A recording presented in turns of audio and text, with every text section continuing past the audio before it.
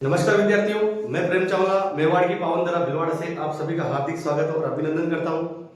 आज से हम राजस्थान जीके में कला संस्कृति की पूरा सिलेबस की एक सीरीज शुरू करने जा रहे हैं।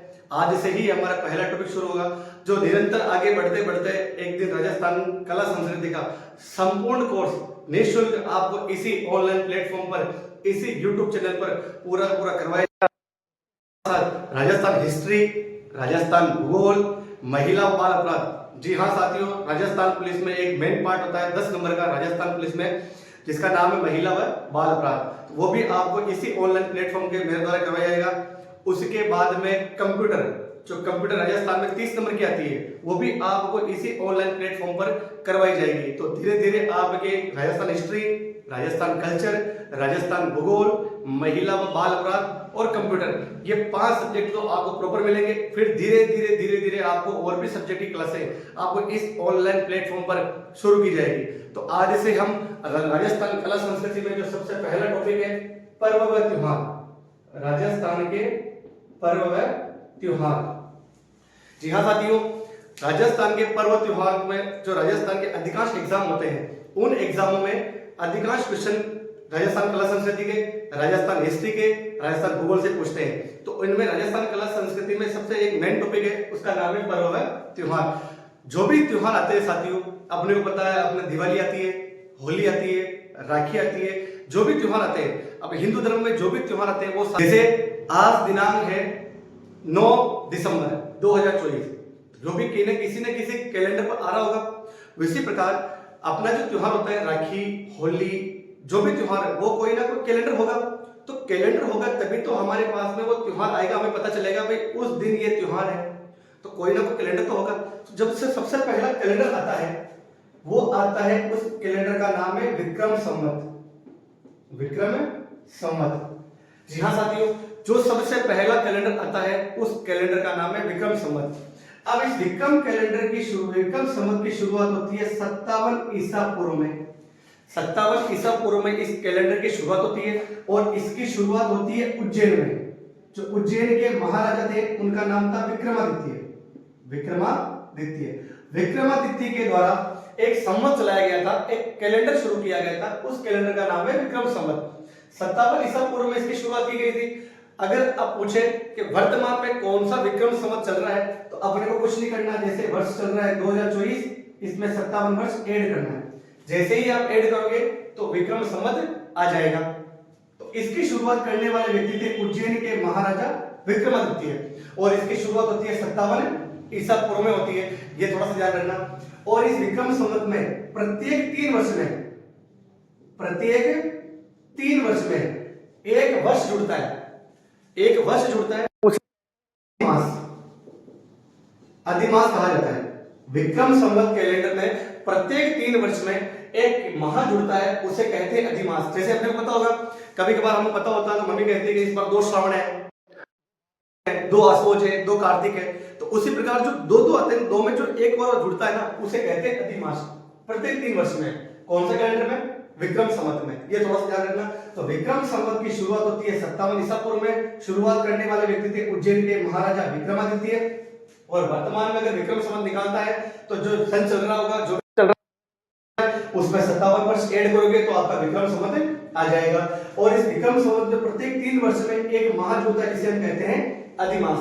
इतना सा ध्यान रखना साथियों, जो भी कैलेंडर आएगा, अपने जो भी कैलेंडर आएंगे, वो सारे के सारे चंद्रमा पर आधारित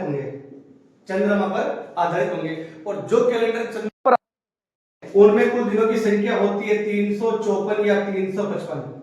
जी हाँ साथियों, जो भी कैलेंडर उनमें कुल दिनों की संख्या होती है 354 या 355। तो 354 या 355 का चंद्रमा पर आधारित एक कैलेंडर है, उस कैलेंडर का नाम है विक्रम संवत। इसके बारे में कहा जाता है कि यह विश्व का सबसे पहला कैलेंडर है। क्योंकि 57 ईसा पूर्व में इसकी जानकारी मिलती है। तो 57 ईसा पूर्व में उज्जैन के महाराजा विक्रमादित्य के द्वारा एक कैलेंडर चलाया गया था। उस कैलेंडर का नाम था विक्रम संवत। इसकी शुरुआत हुई थी 57 ईसा पूर्व में। चंद्रमा पर आधारित होता है, कुल दिनों की संख्या 354 या 355, और इसमें प्रत्येक 3 वर्ष में एक माह जुड़ता है, जिसे हम कहते हैं अधिमास। ठीक है साथियों। उसके बाद में दूसरा जो कैलेंडर आता है, उस कैलेंडर का नाम है जूलियस कैलेंडर, जूलियस कैलेंडर। इस जूलियस कैलेंडर की शुरुआत होती है साथियों 46 ईसा पूर्व में, 46 ईसा पूर्व में, 46 ईसा पूर्व में इस जूलियस कैलेंडर की शुरुआत होती है। यह विश्व का सबसे पहला अंग्रेजी कैलेंडर था। विश्व का सबसे पहला हिंदी कैलेंडर है अपने विक्रम संवत। विश्व का सबसे पहला कैलेंडर है अंग्रेजी कैलेंडर, उसका नाम है जूलियस कैलेंडर और इसकी शुरुआत हुई थी रोम में। रोम में इसकी शुरुआत होती है और इसकी शुरुआत करने वाला व्यक्ति था, उसका नाम है न्यूमा पोपिलियस, न्यूमा पोपिलियस। तो न्यूमा पोपिलियस के द्वारा 46 ईसा पूर्व में इस जूलियन कैलेंडर की शुरुआत की गई थी और यह विश्व का कैलेंडर है और इसे क्रम से देखा जाए तो विश्व का दूसरा कैलेंडर है। लेकिन ध्यान रखना साथियों, इसी जूलियस कैलेंडर में सन 1582 में संशोधन किया गया। 1582 में इस कैलेंडर में संशोधन करके इसका नाम रखा गया था ग्रेगोरियन कैलेंडर, ग्रेगोरियन कैलेंडर।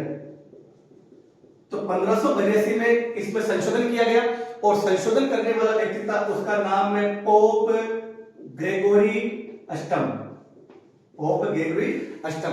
तो पोप ग्रेगोरी अष्टम के द्वारा जूलियस कैलेंडर में सन 1582 में संशोधन किया गया और संशोधन करने के बाद में इसका नाम रख दिया ग्रेगोरियन कैलेंडर।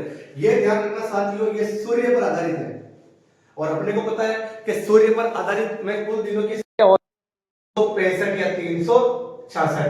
तो 365 या 366 कुल दिन होते हैं, इसमें सूर्य पर आधारित होता है। जो भी कैलेंडर सूर्य पर आधारित होंगे उनमें कुल दिनों की संख्या 365 या 366 होगी साथियों, और जो भी कैलेंडर चंद्रमा पर आधारित होंगे उनमें कुल दिनों की संख्या होगी 354 या 355। ठीक है साथियों, इन दोनों को लिख लेते हैं, उसके बाद में हम आगे बढ़ेंगे।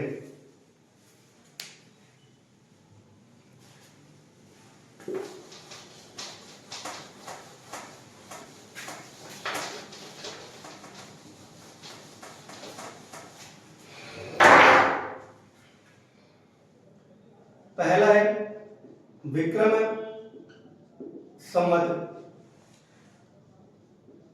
शुरुआत 57 ईसा पूर्व में उज्जैन के महाराजा विक्रमादित्य द्वारा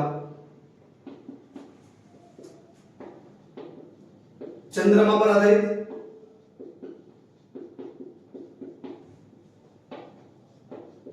कुल दिन बराबर 354 या 355। प्रत्येक 3 वर्ष में एक माह जुड़ता है जिसे अधिमास कहते हैं, अधिमास कहते हैं। ठीक है, तो शुरुआत 57 ईसा पूर्व में होती है, उज्जैन के महाराजा विक्रमादित्य के द्वारा शुरू किया गया था, चंद्रमा पर आधारित होता है, कुल दिनों की संख्या 354 या 355 और प्रत्येक 3 वर्ष में एक माह जुड़ता है जिसे हम अधिमास कहते हैं। ठीक है साथियों, उसके बाद दूसरा जो कैलेंडर आता है उसका नाम है जूलियस कैलेंडर, जूलियस कैलेंडर। ठीक है, इसको हम आगे लिखेंगे, इसका स्क्रीनशॉट ले सकते हो आप।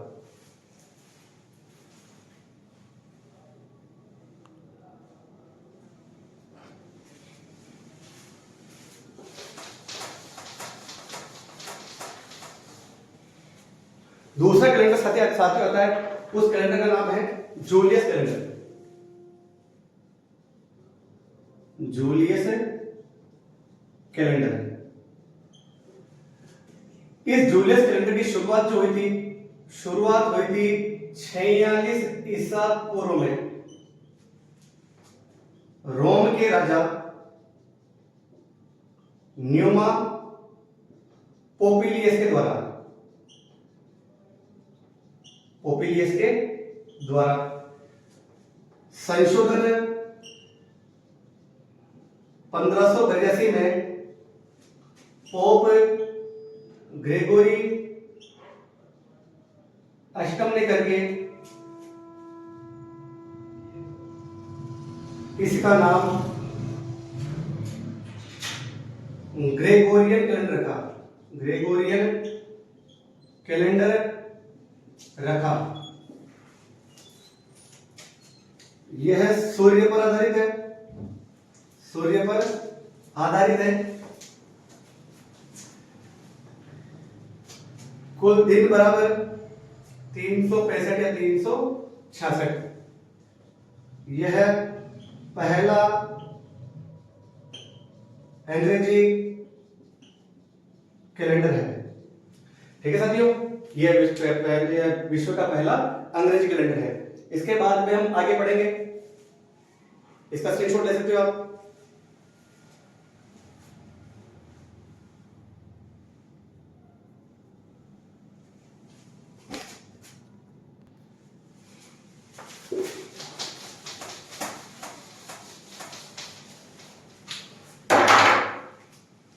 तीसरा कैलेंडर आता है साथियों, उस कैलेंडर का नाम है शक संवत। शक संवत, इस शक संवत की शुरुआत होती है 78 ईस्वी में। पहले जो दो कैलेंडर आए थे वो कैलेंडर आए थे ईसा पूर्व में। ईसा पूर्व का मतलब होता है ईसा मसीह के जन्म से पहले। जैसे अभी अपने को चल रहा है 2024, मतलब ईसा मसीह के जन्म को हुए 2024 वर्ष हो चुके हैं, और इन दो उनके जन्म से 46 वर्ष पहले वो दो कैलेंडर चले गए थे। एक तो चला था आपके जूलियस कैलेंडर, और उससे 57 वर्ष पहले चला था आपके विक्रम संवत। लेकिन अब चल गया 78 ईस्वी, मतलब ईसा मसीह के 78 वर्ष बाद भारत के एक राजा थे, उनका नाम था कनिष्क। तो भारत के राजा कनिष्क के द्वारा एक संवत शुरू किया गया था, उसका नाम था शक संवत। यह भारत का हिंदू पंचांग है, हिंदू पंचांग है, ध्यान रखना। और यह भारत का राष्ट्रीय कैलेंडर है। यह सबसे इंपॉर्टेंट है साथियों। भारत का राष्ट्रीय कैलेंडर कौन सा है? तो आपके शक संवत है। और भारत के राष्ट्रीय कैलेंडर के रूप में इसे मान्यता तो दी गई होगी, पर इतने सारे कैलेंडर थे इतिहास में, तो इसको ही क्यों दी गई और इसको क्यों दी गई और कब दी गई? तो इस राष्ट्रीय कैलेंडर के रूप में एक आयोग बिठाया गया था। उस आयोग का नाम था मेघनाथ साहा आयोग। मेघनाथ साहा आयोग। तो मेघनाथ साहा आयोग की सिफारिश पर 22 मार्च 1957 को मेघनाथ साहा आयोग सरकार ने शक संवत को भारत का राष्ट्रीय कैलेंडर घोषित किया था। तो ये आपके हिंदू पंचांग है और भारत का राष्ट्रीय कैलेंडर है। तो अपने को ध्यान रखना है कि भारत का राष्ट्रीय कैलेंडर शक संवत है, ना कि विक्रम संवत है। बहुत से एग्जाम में आता है तो हम क्या करते हैं, विक्रम संवत करके आते हैं। अपने को विक्रम संवत नहीं करना साथियों, अपने को करना है शक संवत। और शक संवत की शुरुआत होती है 78 ईस्वी में। अब अपने को निकालना होता है कि शक संवत कैसे निकालते हैं, तो इसी में से 2024 में से 78 वर्ष माइनस कर दो। जैसे विक्रम संवत निकालने के लिए अपने को जो सन चल रहा था उनमें 57 वर्ष ऐड करते थे, लेकिन इनमें ईस्वी में तो ये बाद में शुरू हुआ है, तो उसमें 2024 में से 78 वर्ष माइनस कर दो। तो मेघनाथ साहा आयोग की सिफारिश पर 22 मार्च भारत का राष्ट्रीय कैलेंडर घोषित किया गया। भारत का राष्ट्रीय कैलेंडर विक्रम शक संवत है, ना कि विक्रम संवत है साथियों, ध्यान रखना। बार बार रिपीट कर रहा हूं, भारत का राष्ट्रीय कैलेंडर शुरुआत होती है 78 ईस्वी में। इसके बाद में चौथा कैलेंडर आता है, उस कैलेंडर का नाम है गुप्त संवत। गुप्त संवत की शुरुआत होती है 319 या 320 ईस्वी में, और शुरुआत करने वाला व्यक्ति था, उसका नाम है चंद्रगुप्त प्रथम। इसके बारे में ज्यादा जानकारी नहीं मिलती साथियों। गुप्त संवत की शुरुआत 319 या 320 ईस्वी में चंद्रगुप्त प्रथम के द्वारा की गई थी। पांचवा कैलेंडर आता है, उसका नाम है वर्धन संवत। इस वर्धन संवत की शुरुआत की गई थी 606 ईस्वी में, 606 ईस्वी में, और इसकी शुरुआत करने वाला व्यक्ति था, उसका नाम है हर्षवर्धन। तो वर्धन संवत की शुरुआत 606 ईस्वी में हर्षवर्धन की गई। तो कितने कैलेंडर हो गए? पहला विक्रम संवत, दूसरा जूलियस कैलेंडर, तीसरा शक संवत, चौथा गुप्त संवत, पांचवा वर्धन संवत। ये कम से है 57 ईसा पूर्व, 46 ईसा पूर्व, 78 ईसा पूर्व, 78 ईस्वी, 319 या 320 ईस्वी और 606 ईस्वी। अगला जो आता है साथियों, उस कैलेंडर का नाम है, छठा जो आएगा,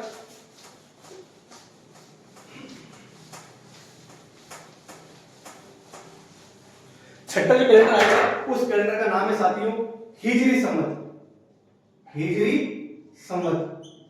अब ध्यान रखना साथियों, हिजरी संवत एक मुस्लिम पंचांग है, और इसकी शुरुआत होती है 622 ईस्वी में, और इसकी 622 ईस्वी में शुरुआत करने वाले व्यक्ति थे, उनका नाम है पैगंबर मोहम्मद साहब। जिस प्रकार हिंदू धर्म में भगवान राम पूजनीय है, उसी प्रकार मुस्लिम धर्म में पैगंबर मोहम्मद साहब पूजनीय है। तो पैगंबर मोहम्मद साहब के द्वारा 622 ईस्वी में मक्का से मदीना की पैदल यात्रा की गई थी। मक्का से मदीना की पैदल यात्रा की गई थी। इसी यात्रा को हिज्र कहा गया था। इसी यात्रा को हिज्र कहा गया था। सेकंड ग्रेड सन 2016 के अंदर यही क्वेश्चन, यही लाइन एग्जाम में आई थी कि पैगंबर मोहम्मद साहब द्वारा मक्का से मदीना की पैदल यात्रा को क्या कहा गया था? तो हिज्र कहा गया था। और इसी हिज्र को इन्होंने हिजरी संवत की शुरुआत की थी। तो ये मुस्लिम बन जाएंगे और सारे के सारे त्योहार चंद्रमा पर आधारित होते हैं। और मैंने पहले बताया कि चंद्रमा पर आधारित में कुल दिनों की संख्या होती है 354 या 355।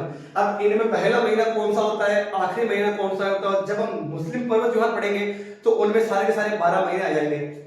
उसके बाद में लास्ट अंतिम त्योहार है, संवत है, उसका नाम है इलाही संवत।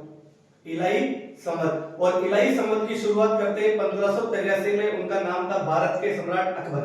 तो भारत के राजा अकबर के द्वारा 1583 में इलाही संवत की शुरुआत की गई थी। तो सारे के सारे अब तक के जितने कैलेंडर थे साथियों, मैंने आपको एक ही, पहला विक्रम संवत, दूसरा जूलियस कैलेंडर, तीसरा शक संवत, चौथा गुप्त संवत, पांचवा वर्धन संवत, छठा आता है हिजरी संवत और अंतिम जो आता है सातवां इलाही संवत। इलाही संवत एग्जाम बहुत सी बार आता है कि शुरुआत करने वाला व्यक्ति कौन था और कब शुरुआत की गई थी। तो एक बार इनको लिख लेते साथियों, फिर क्लास निर्धारित आगे बढ़ाएंगे। आपको क्लास अच्छी लगे तो कमेंट भी करना, शेयर भी करना, तो इससे हमारा हौसला बढ़ेगा और हम आगे वाले क्लास में और कंटेंट आपको अच्छा देने की कोशिश करेंगे। तो तीसरा जो कैलेंडर आता है उस कैलेंडर का नाम है शक संवत। शक संवत की जो शुरुआत होती है वो होती है 78 ईस्वी में भारत के राजा कनिष्क के द्वारा यह एक हिंदू पंचांग है। मेघनाथ साहा आयोग की सिफारिश पर इसे 22 मार्च 1957 को भारत का राष्ट्रीय कैलेंडर घोषित किया गया। ध्यान रखना साथियों, ये भारत का राष्ट्रीय कैलेंडर है। चौथा कैलेंडर आता है, उस कैलेंडर का नाम है गुप्त संवत। गुप्त संवत की शुरुआत हुई थी 319 या 320 ईस्वी में और शुरुआत करने वाले व्यक्ति थे, उनका नाम था चंद्रगुप्त प्रथम। पांचवा आता है, उनका नाम है वर्धन संवत की शुरुआत होती है 606 ईस्वी में। 606 ईस्वी में इसकी शुरुआत होती है और शुरुआत करने वाले व्यक्ति थे, उनका नाम था हर्षवर्धन।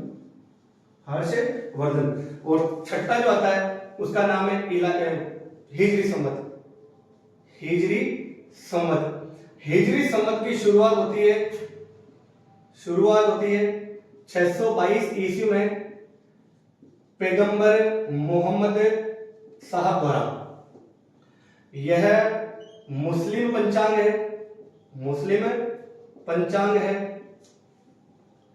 पैगंबर मोहम्मद साहब द्वारा मक्का से मदीना की पैदल यात्रा की गई। इस यात्रा को हिज्र कहा गया। चंद्रमा पर आधारित होता है। आप बताए साथियों, जितने भी मुस्लिम त्योहार आते हैं वो सारे के सारे चंद्रमा पर आधारित, चांद पर आधारित होते हैं। और इनमें कुल दिन जो होते हैं, मैंने पहले बताया, कुल चंद्रमा पर आधारित संवत में कुल दिनों की संख्या होती है 354 या 355। और लास्ट अंतिम आता है आपका सातवां, उसका नाम है इलाही संवत। और इलाही संवत की शुरुआत करते हैं अकबर, और अकबर ने इसकी शुरुआत की थी 1583 ईस्वी में।